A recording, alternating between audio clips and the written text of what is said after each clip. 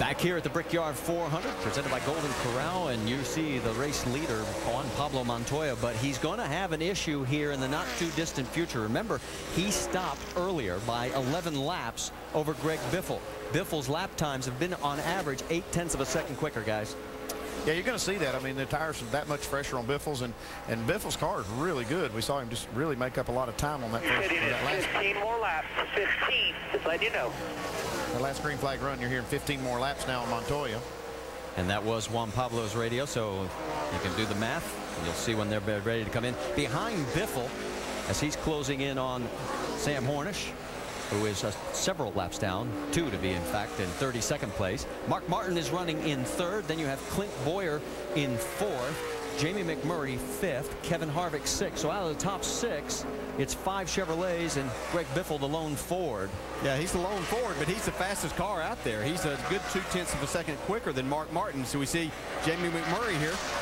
Going around Jacques Villeneuve, the 1995 Indianapolis 500 winner. Yeah, he's trying to chase down right in front of him. That's Clint Boyer, who took over the 4th spot after that round of pit stops. Clint Boyer looks like a very solid car, too. Really good on the longer run. That's when he made up a lot of time, was right before they made these stops. Whoa, let's go 3 wide, and let's see here. And there's Tony on the low end. Carl Edwards in the middle. Paul Menard, you're on board with Dale Jr.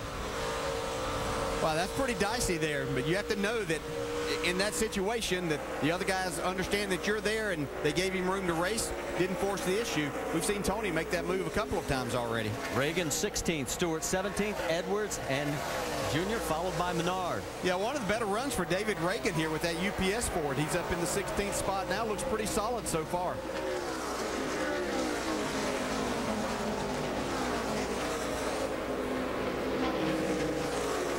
Things have sort of sorted themselves out in this group. As we see Dale Jr. at the tail end of this group, Andy and I thought that watching him practice yesterday that he was one of the better cars, especially on older tires. Dale Jr. really looked pretty solid, and know they were making some adjustments. Yeah, he seems to really like this place, and as we got to say, we watched these lap times in race trim, and he was one of the better cars. Looking a bit further back, I'm looking at the scoring monitors, and this battle continues here with these guys running pretty much the same interval now. The last lap and a half.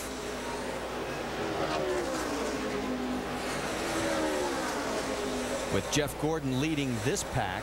Gordon right now running in 13th with Hamlin a lap down, and boy, that's a big surprise. I think all of us were talking earlier this week that we thought that Denny might be a player in this one. Well, he still might be. He got caught up in some of that debris on the racetrack making those green flag stops, and then we saw some other cars actually recover from it. He's yet to recover from that early pit stop.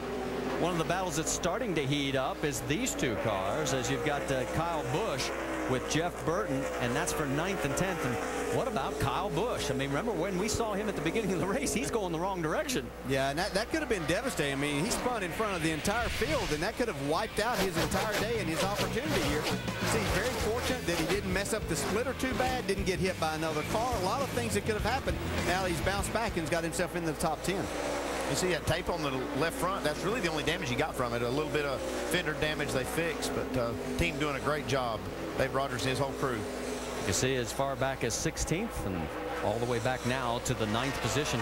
Jeff Burton was knocking on the door, but now that has sort of maintained its position between the 2 of them.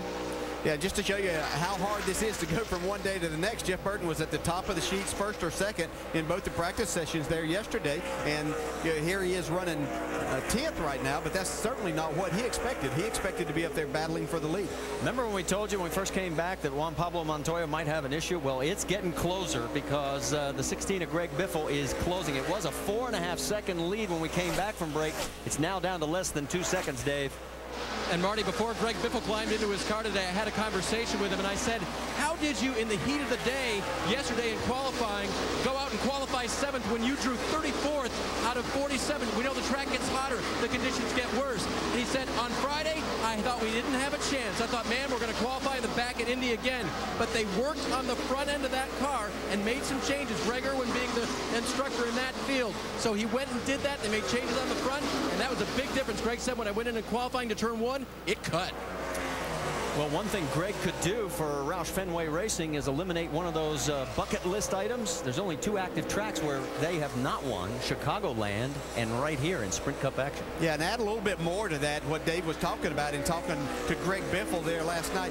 They did make some changes up there, some things that they had done at other racetracks. They said, let's just give this a chance. He saw where he was going to have to go out qualifying. He said, I'll resign myself to qualify about 25th or 30th, and it's all come together now.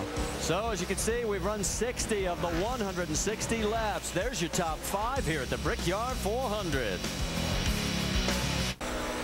Let's take a moment to remind you again about the AT&T Fastest Pit Crew of the Year Award. The fastest pit crew is determined by the winner of each race, the fastest pit time, and your vote.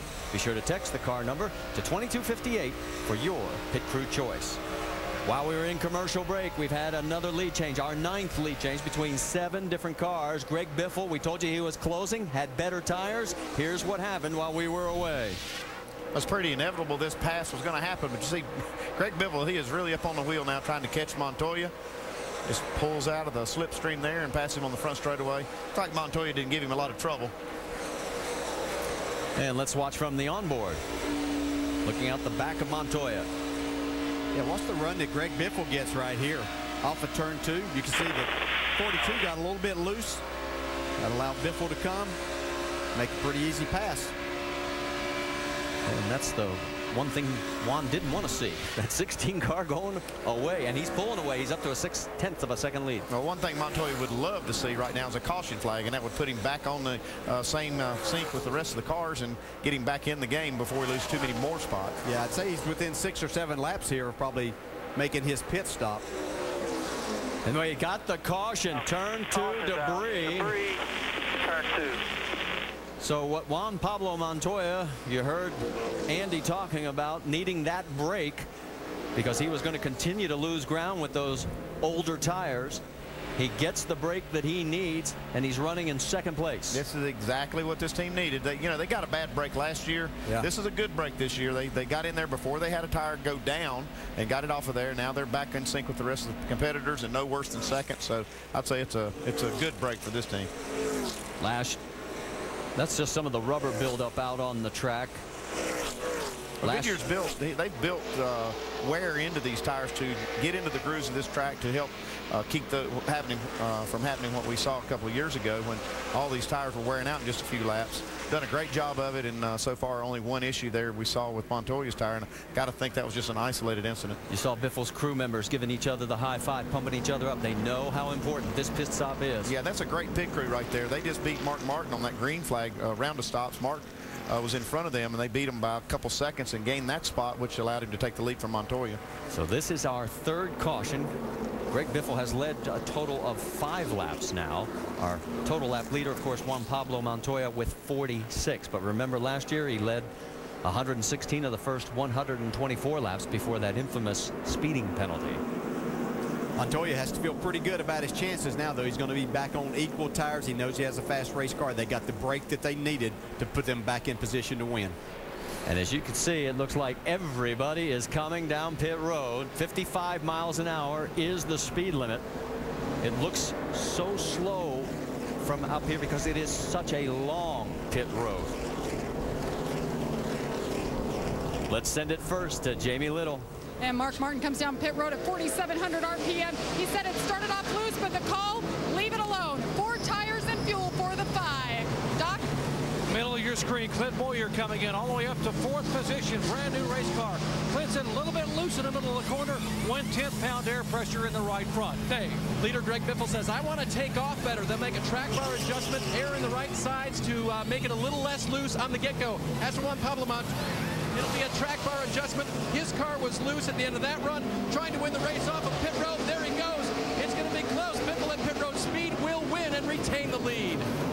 You can see the number of tires everybody took. McMurray picks up 2 spots. Kurt Busch picks up 3. The big loser, though, Mark Martin this time, as he drops 2 positions on that race off of pit road. Kyle Busch also losing 2 positions as the bottom of the 10th car to come off the lane. Biffle's team doing a great job. That's 3 stops in low 13-second bracket. So right now, Ford is in the lead ahead of 4 Chevrolets. Here's the race off pit road as we head to a quick commercial break here at the 17th running of the Brickyard 400.